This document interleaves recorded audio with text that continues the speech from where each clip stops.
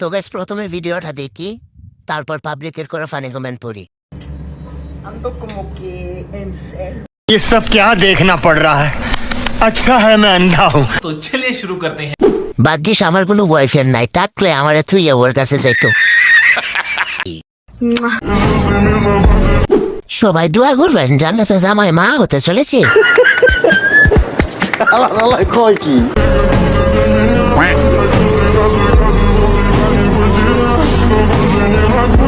तो चलिए शुरू करते हैं। চাঁদতে গিয়ে গন্ধে জ্ঞান হারালেন এক যুবক। এটা দেখে জনি সিং এর কথা মনে পড়ে গেল। আমি তো মনে করেছিলাম ডাক্তার হিসেবে মিয়া খলিফা চলে এসেছে। মাসিক না হইলেও ধরেন 10 লাখ টাকা ইনকাম করতে হবে।